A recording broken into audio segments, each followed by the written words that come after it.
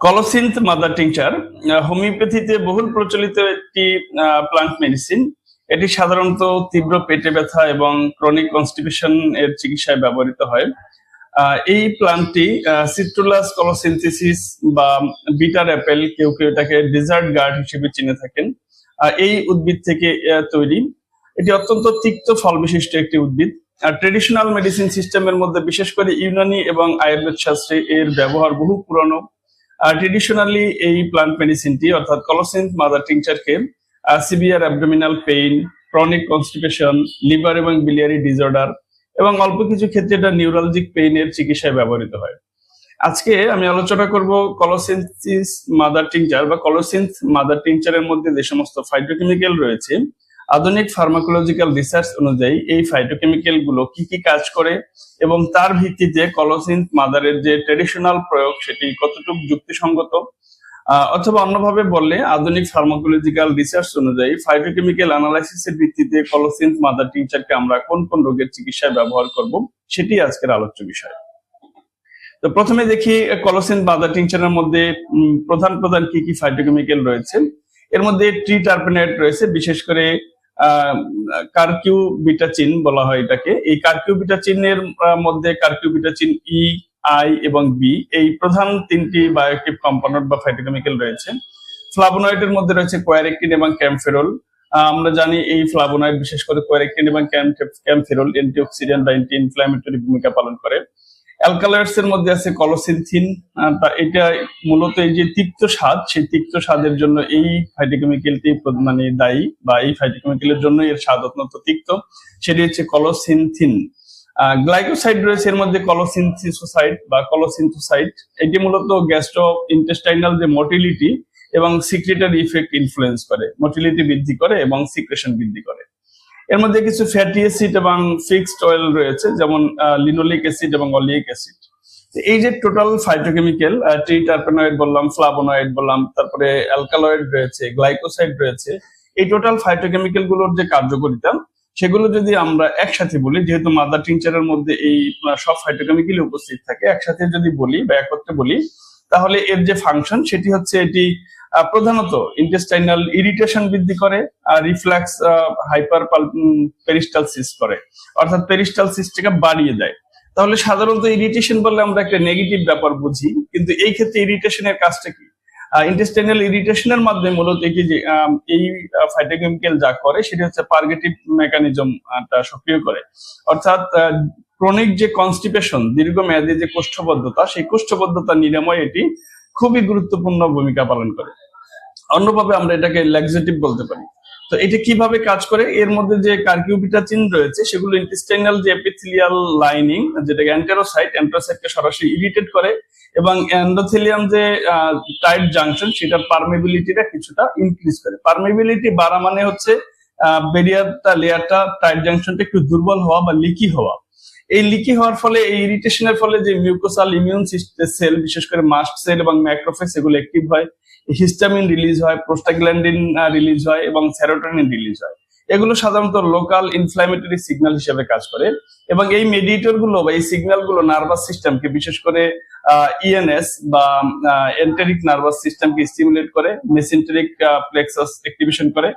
এর ফলে গাট নিজেই অটোনোমাসলি মানে স্বয়ংক্রিয়ভাবে এটা কন্ট্রিকশন কন্ট্রোল করে, এবং এর ফলে স্মুথ মাসেল কন্ট্রিকশনটা ফ্রিকোয়েন্ট হয় এবং এর মধ্যে যে অ্যাম্পলিটিউড সেটা বৃদ্ধি পায়, অর্থাৎ হাইপার পেরিস্টালসিস হয়।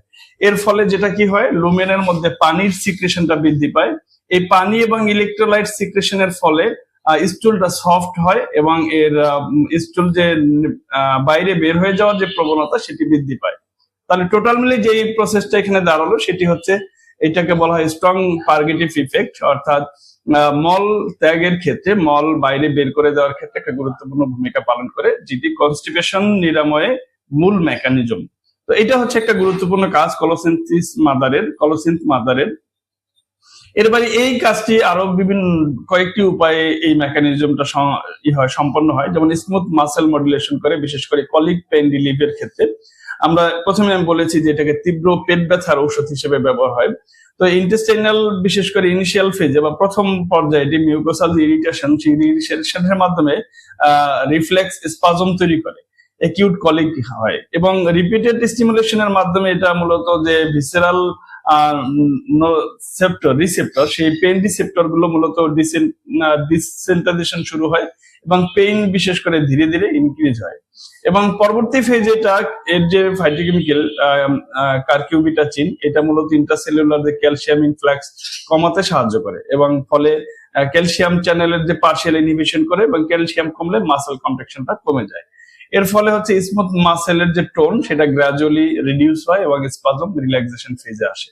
তার মানে প্রথমে ইরিটেট করে, পরবর্তীতে এটা রিল্যাক্স ফেজে যায় এবং স্পাজমেটিক যে পেইন সেটা খুব দ্রুত সিগনিফিকেন্টলি এটা রিডিউস হয়। অর্থাৎ ইন্টেস্টাইনাল এবং বিলিয়ারি কলিক রিলিফের ক্ষেত্রে এই কলোসিন মাদার টিংচার চমৎকার কার্যকরী।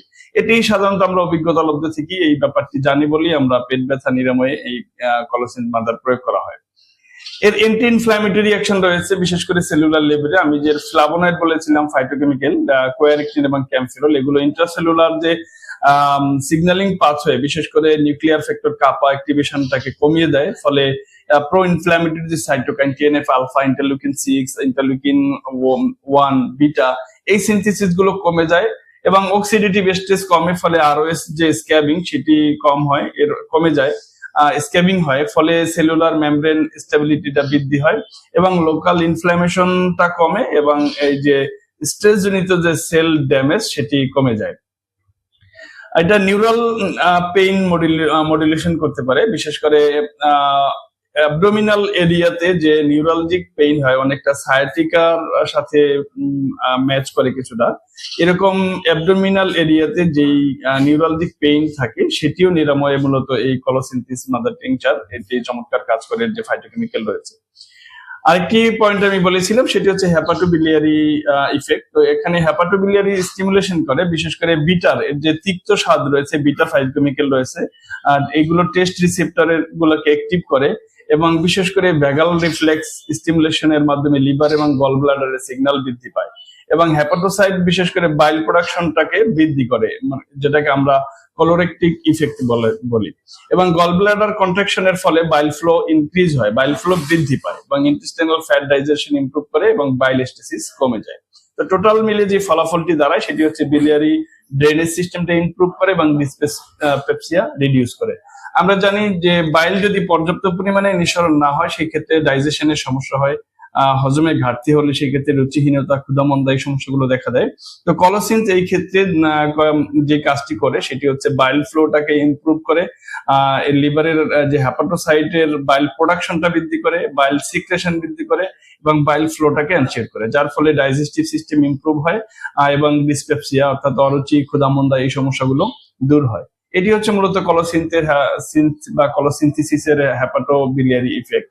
তো এই টোটাল ব্যাপারগুলোকে যদি আমরা সামারি করি তাহলে যে সকল রোগের চিকিৎসায় আমরা কলোসিন মাদারকে আধুনিক ফার্মাকোলজিক্যাল রিসার্চ অনুযায়ী আমরা যুক্তিসঙ্গত উপায়ে প্রয়োগ করতে পারি যে সকল রোগের চিকিৎসায়, সেটি হচ্ছে গ্যাস্ট্রোইন্টেস্টাইনাল সিস্টেমের মধ্যে অনেকগুলো ডিজিজ, বিশেষ করে ইন্টেস্টাইনাল কলিক, অ্যাকিউট স্পাজমেটিক পেইন, আমরা যেটাকে বলি যে পেটের মাঝখানে তীব্র ক্র্যাম্পিং পেইন, মোচড়ানো ব্যথা, এই ব্যথায় এটি চমৎকার কার্যকরী।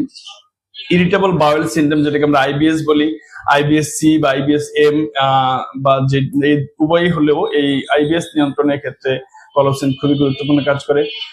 ক্রনিক অ্যাটনিক কনস্টিপেশন, দীর্ঘমেয়াদী কোষ্ঠবদ্ধতা নিরাময়ে বা কোষ্ঠকাঠিন্য নিরাময়ে কলোসিন চমৎকার কাজ করে। আমি কি প্রক্রিয়া কাজ করে সেটি ইতিমধ্যে আলোচনা করেছি। তারপরে বিশেষ করে পেটে প্রচুর পরিমাণে গ্যাস জমে যাওয়া, যাদের পেটে প্রচুর গ্যাস হয়, ফ্ল্যাটুলেন্স বলি আমরা এটাকে, এই গ্যাস জমে যাওয়ার কারণে পেটে ব্যথা হয়, এই গ্যাস ইনডিউসড এর মাধ্যমেও মূলত যে পেট ব্যথা হয় এই পেট ব্যথা নিরাময়ে কলোসিন কাজ করে। হেপাটোবিলিয়ারি ডিসঅর্ডারের ক্ষেত্রে বিলিয়ারি কলিক, বিশেষ করে গলস্টোন রিলেটেড কলিক, এক্ষেত্রে কলোসিন গলস্টোন দূর করতে পারে না কিন্তু এর সিমটম রিলিভ করার মাধ্যমে ব্যথা নিয়ন্ত্রণে কাজ করতে পারে। গল ব্লাডারের ডিসকাইনিয়া, বিশেষ করে ফাংশনাল মোটিলিটি ডিসঅর্ডার, অর্থাৎ মোটিলিটির অভাবের কারণে প্রপার বাইল সিক্রেশনের যে ঘাটতি হয় সেটি নিয়ন্ত্রণে এটি কাজ করতে পারে। বিলিয়ারি স্ট্যাসিস নিয়ন্ত্রণে কাজ করতে পারে, বিশেষ করে ফ্যাট ইনডিউসড ডিসপেপসিয়া, যেটাকে পোস্ট প্যারান্ডিয়াল হ্যাভিনেস বলা হয়, এটা নিয়ন্ত্রণে কিন্তু চমৎকার কাজ করে। তাহলে দুইটি গুরুত্বপূর্ণ সেক্টর আমি বললাম, একটা হচ্ছে গ্যাস্ট্রোইন্টেস্টাইনাল সিস্টেমের নানান রকমের প্রদাহ। আরেকটা হচ্ছে হেপাটোবিলিয়ারি ডিসঅর্ডার, বিশেষ করে গল ব্লাডারের সাথে বা রিলেটেড এবং লিভারের সাথে রিলেটেড, যে সেটাও এক ধরনের পেইন এবং ডাইজেস্টিভ সিস্টেমের উপরে তার যে নেতিবাচক প্রভাব, তার চিকিৎসায় ব্যবহার হতে পারে। অন্যদিকে অ্যাবডোমিনাল এরিয়াতে যে নিউরালজিক পেইন, সেই নিউরালজিক পেইন রিলিভের ক্ষেত্রেও এটি কাজ করতে পারে, বিশেষ করে অ্যাবডোমিনাল ওয়াল নিউরালজিয়া। তারপরে ভিসেরাল হাইপার সেন্সিটিভিটি সিনড্রোম বলা হয় এটাকে। অনেক সময় গাট ব্রেইন অ্যাক্সিস ডিসফাংশন হলে মূলত পেটে এক ধরনের ব্যথা হয়, যেটা অনেকটা নিউরালজিক পেইন অর্থাৎ স্নায়বিক পেইন, সেটি নিয়ন্ত্রণে মূলত এটি ব্যবহার হয়। বিশেষ করে সায়াটিক লাইক রেডিয়েটিং পেইন, অর্থাৎ অনেক সময় মনে হয় সাইটিকা পেইনের যে অনুভূতি, ওই ধরনের অনুভূতিটা অ্যাবডোমিনাল এরিয়াতে হয়। এটা হচ্ছে বিশেষ করে নিউরালজিক কারণে হয়, নিউরালজিয়ার কারণে হয়। তো এটার চিকিৎসা কিন্তু এই কলোসিন মাদার গুরুত্বপূর্ণ কাজ করতে পারে। এরপরে যেহেতু এটি প্রদাহ নিরাময় করতে পারে, অ্যান্টি ইনফ্ল্যামেটরি ফাংশন রয়েছে, সেই হিসাবে এটি মাইল্ড এন্টেরাইটিস, গ্যাস্ট্রোএন্টেরাইটিস এর চিকিৎসা এটি ব্যবহৃত হতে পারে। তবে এটি নন আলসারেটিভ ফাংশনের ক্ষেত্রে বেশি কার্যকর। যে এর প্রধান কাজ হচ্ছে এটা আলসার সারাতে পারে না, কিন্তু ব্যথা নিয়ন্ত্রণ করতে পারে। সেই ক্ষেত্রে এন্টেরাইটিস এর যেহেতু একটা প্রধান সিমটম হচ্ছে ব্যথা, তো সেই ব্যথা নিয়ন্ত্রণের ক্ষেত্রে এটি গুরুত্বপূর্ণ ভূমিকা পালন করতে পারে। তো এই হচ্ছে মূলত কলোসিন মাদার টিংচারের আধুনিক ফার্মাকোলজিক্যাল রিসার্চ অনুযায়ী বিভিন্ন রোগের চিকিৎসায় ব্যবহারের ক্ষেত্রগুলো আমি বললাম। একটি গুরুত্বপূর্ণ বিষয় হচ্ছে ডোজ, যেহেতু এটি অত্যন্ত বিটার টেস্ট অর্থাৎ তিক্ত স্বাদ, ফলে এটার ডোজ ওভার ডোজ হলে বমি বমি ভাব, বমি হতে পারে বা কিছু পার্শ্ব প্রতিক্রিয়া দেখা দিতে পারে। আর সেই জন্য সেফ ডোজটা খুব গুরুত্বপূর্ণ। সাধারণত 10-12 ফোঁটা ঔষধ আধা কাপ পানিতে মিশিয়ে ডাইলিউট করে, সরাসরি মাদার টিংচার মুখে দিয়ে খাওয়া যাবে না, অবশ্যই পানিতে মিশিয়ে খেতে হবে। 10-15 ফোঁটা, সর্বোচ্চ 15 ফোঁটা, এর বেশি না অ্যাডাল্ট পার্সনদের ক্ষেত্রে।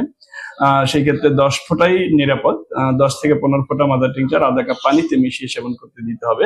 আর যেহেতু বেশি করে কলোসিন অ্যাকিউট অ্যাবডোমিনাল পেইনের চিকিৎসা ব্যবহার হয়, ফলে অবশ্যই 2-3 বার দিতে হবে দিনে। আর ক্রনিক কনস্টিপেশনের চিকিৎসায় ব্যবহৃত হলে সেক্ষেত্রে 1 বার বা 2 বার দিলেই বিষয়টি সেফ ডোজ থাকে। এই হচ্ছে কলোসিন মাদার টিংচার নিয়ে আজকের আলোচনা। পরবর্তীতে আরেকটি গুরুত্বপূর্ণ প্ল্যান্ট মেডিসিন আলোচনা করবো। সে পর্যন্ত আপনারা সকলে ভালো থাকবেন, সকলের সুস্বাস্থ্য কামনা করে শেষ করছি।